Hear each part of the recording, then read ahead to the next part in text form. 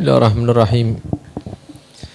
Alhamdulillahirabbil alamin wa bihi nasta'in ala umuri dunya waddin wassalatu wassalamu ala asyrafil anbiya wal mursalin sayyidina wa maulana Muhammad wa ala alihi wa sahbihi ajma'in.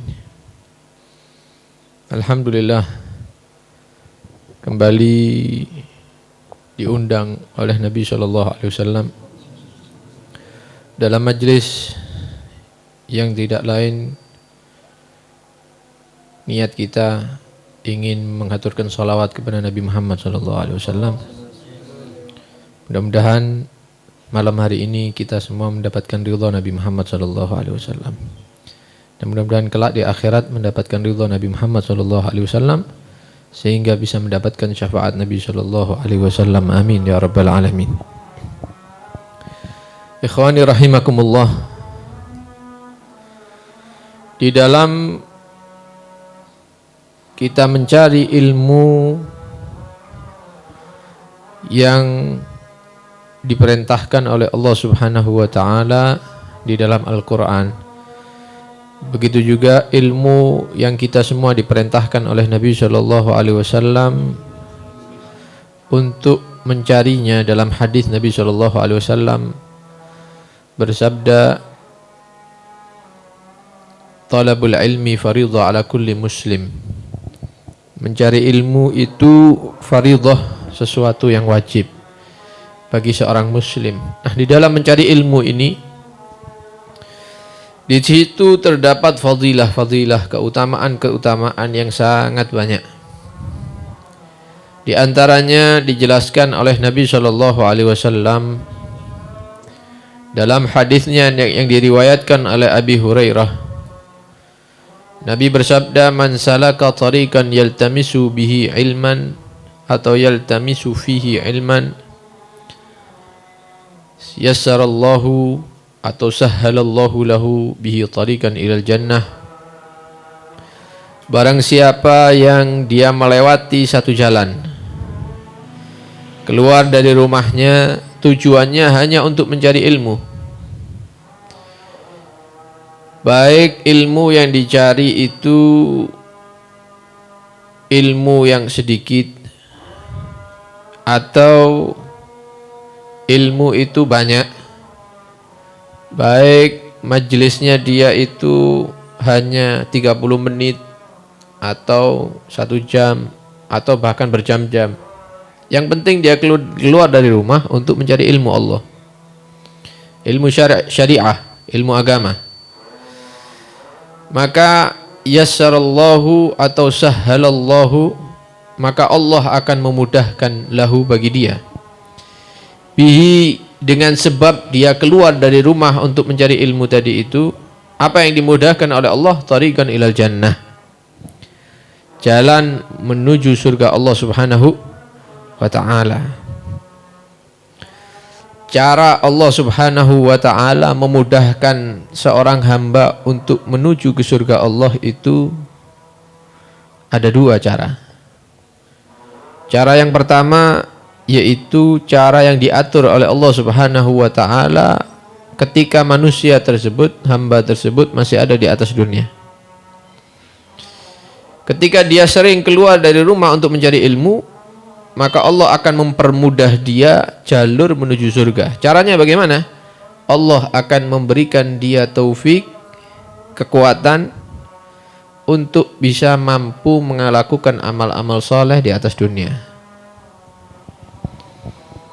Jadi kemudahan yang diterima oleh hamba ini pertama yaitu dia dimudahkan untuk melakukan amal soleh selama dia masih hidup.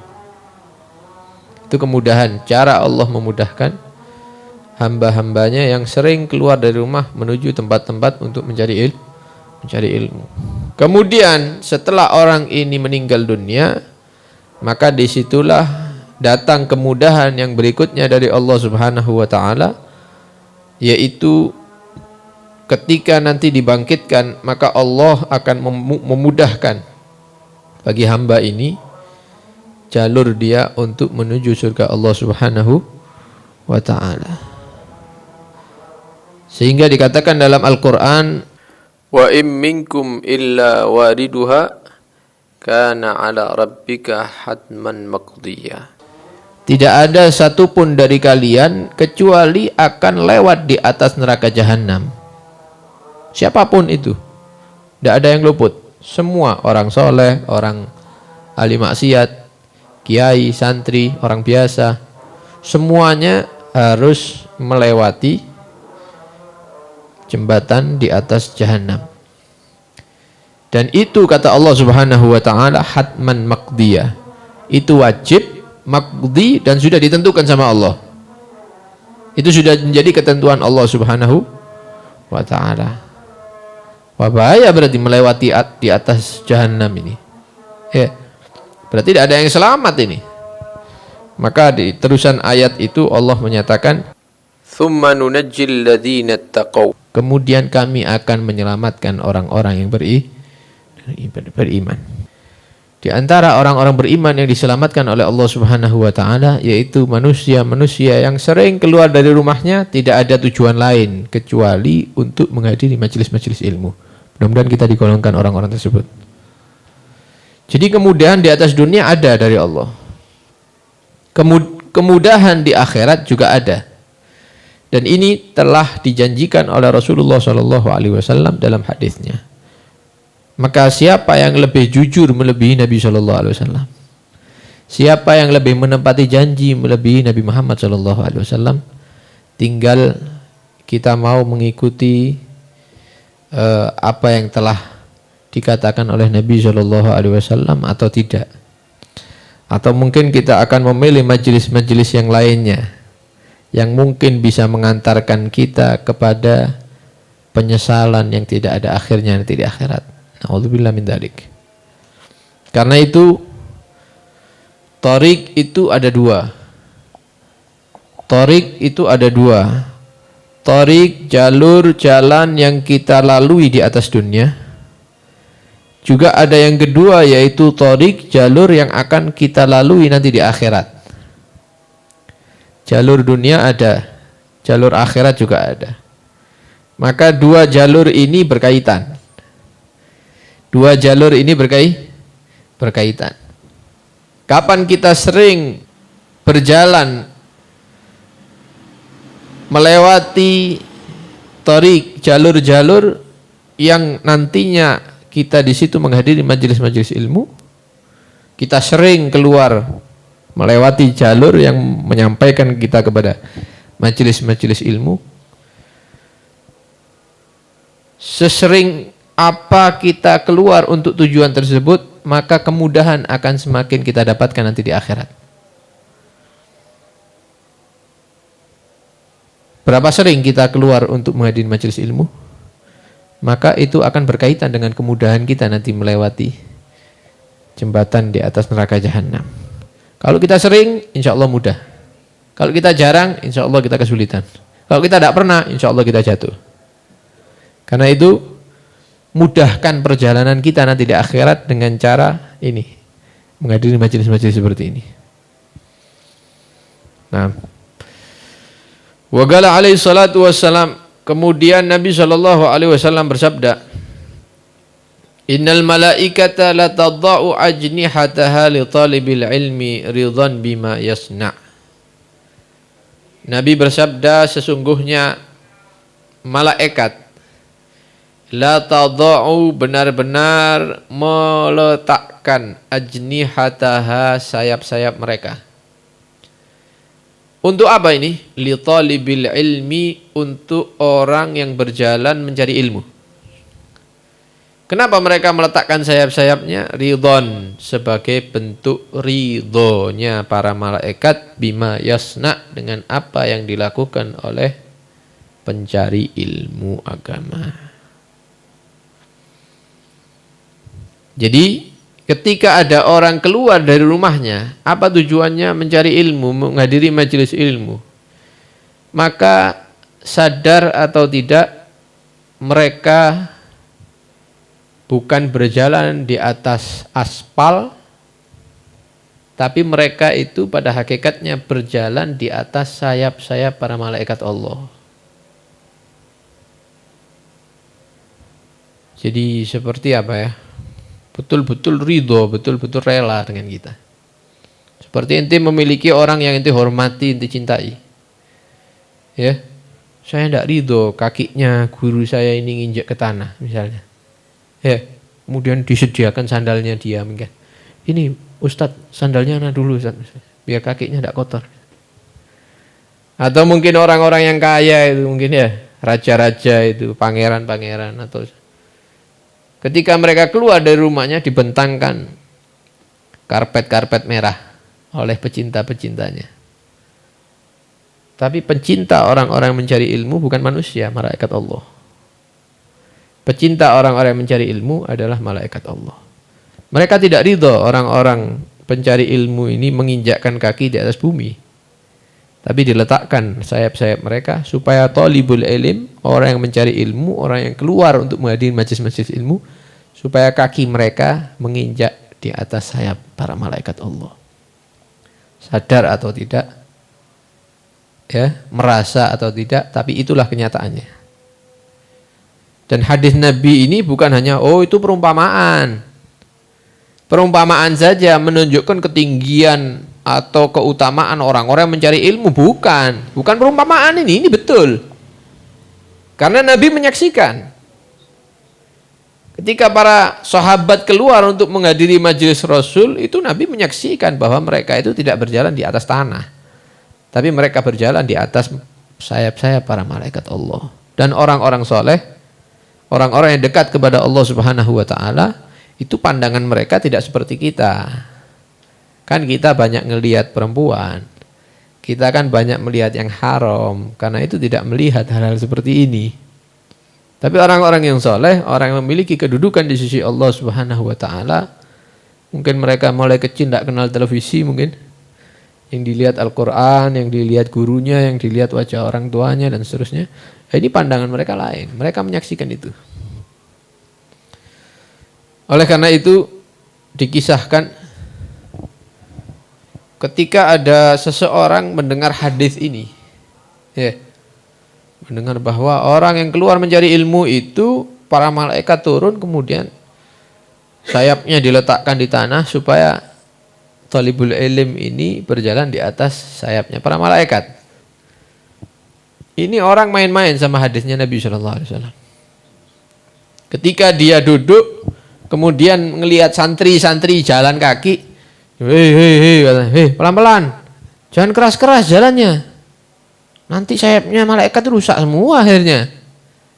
Ya, ini apa? Menghina ini, membuat mainan hadisnya Nabi SAW, dipermainkan hadisnya Nabi. Bukan dia meyakini, bukan, tapi ngomong seperti ini karena dia tidak percaya gitu. Masa sih? Akhirnya melihat santri-santri dia ngomong seperti itu. Hati, pelan-pelan ya, pelan-pelan. Kenapa? Kamu ini jalan di atas sayapnya malaikat, nanti rusak semua akhirnya. Di mana nanti betulkannya? Pelan-pelan sambil ketawa-ketawa dia. Akhirnya di saat itu juga Allah Subhanahu wa ta'ala membuka penutup atau hijab dari pandangannya dia. Sebagaimana Allah Subhanahu wa ta'ala mengangkat hijab daripada pandangan orang-orang yang soleh. Tapi dia orang yang tidak adab dengan hadis Nabi SAW. Ketika diangkat hijabnya, pandangannya dia memandang sesuatu yang belum pernah dia pandang. Dia melihat bagaimana besarnya sayap para malaikat Allah, terkaget. Seketika itu juga dia menjadi gila. Dia menjadi gila. Gila sampai seterusnya, sampai meninggal. Ketika ditanya, ini kenapa orang ini? Dulu tidak ada apa-apa ini. Maka dikatakan oleh orang di zaman itu, iya, ini rajul ini, orang ini mempermainkan hadisnya Nabi. Tidak boleh seperti itu. Apa yang diucapkan Nabi itu bukan dari diri Nabi sendiri, dari diri Nabi sendiri bukan. Ya, tapi itu semuanya sumbernya dari Allah Subhanahu wa ta'ala. Wa ma yantiqu 'anil hawa in huwa illa wahyun yuha. Nabi itu bukan ngomong untuk keinginannya sendiri, bukan. Itu wahyu yang diberikan oleh Allah Subhanahu wa ta'ala kepada Nabi sallallahu alaihi wasallam. Jadi luar biasa. Luar biasa orang-orang yang keluar dari rumahnya tujuannya hanya untuk mencari ilmu Allah. Ya. Maka malaikat ikut di dalam perjalanan mereka. Para malaikat menghormati, mengagungkan mereka. Dan para malaikat akan membantu dia untuk sampai kepada tujuannya. Oh, luar biasa. Loh, ya apa lan mbak sepeda motor? Ya bodoh aja. Mbak sepeda motor, naik becak, sama semua. Para malaikat akan membentangkan sayap-sayapnya untuk thalibil ilm, orang-orang yang mencari ilmu Allah. Hadis yang lain Nabi SAW bersabda, huduru majlisi ilmin, hadir majlis ilmu satu kali saja seperti kita pada malam hari ini, itu afdalu min salati alfi rakaah, lebih afdal daripada salat sunnah 1000 rakaat. Ono sing pernah salat sunnah 1000 rakaat? Ya, aja 1500 dah ono. 300 dah ada, 250 dah ada, 100 rakaat itu dah ada. Kita ini mulai lahir sampai saya tidak pernah salat sunnah 100 rakaat. Itu diberikan sama Allah ketika kita hadir satu kali saja majelis ilmu.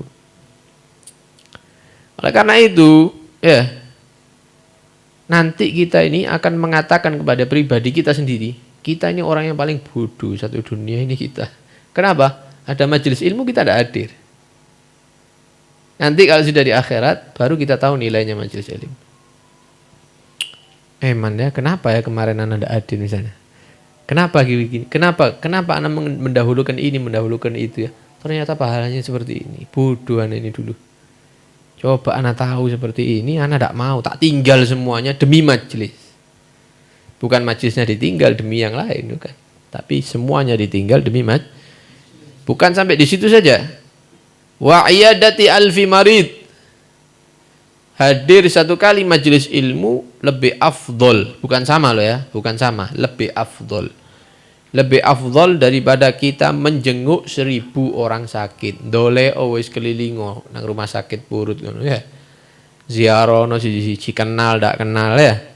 Paling oleh 15 mulai kan. Kesel ya. Ini 1000 orang sakit, ente jenguk satu persatu, itu pahalanya luar biasa. Tapi menghadiri majelis ilmu lebih afdal dari itu pahalanya. Wa huduri alfi janazah, dan lebih afdal daripada mengantar 1000 jenazah ke pemakaman sampai selesai. Ya.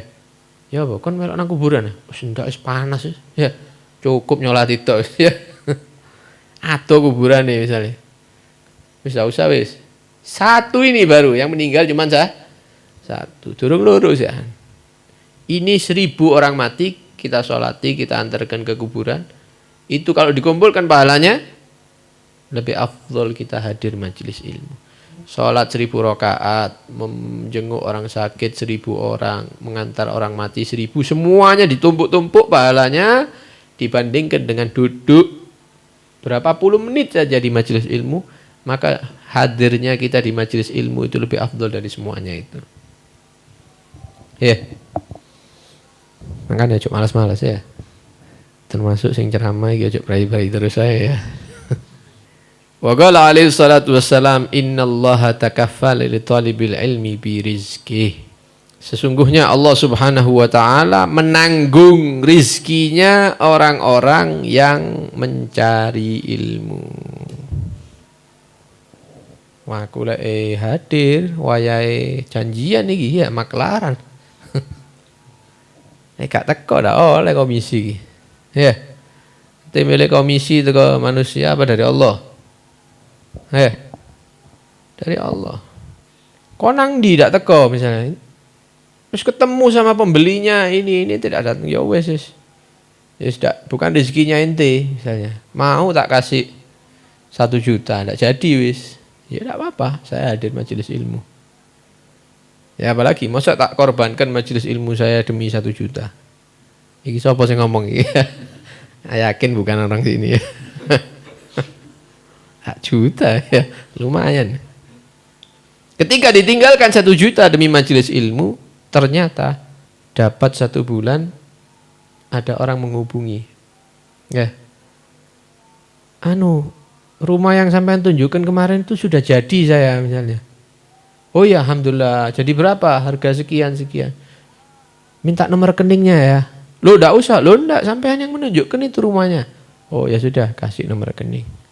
Sudah saya transfer ya. Berapa? 10 juta. Alhamdulillah. Berkati majelis Percaya apa enggak? Enggak percaya wis. Praktek no ini. Ya. Praktek no ini. Ini resepnya orang-orang dulu.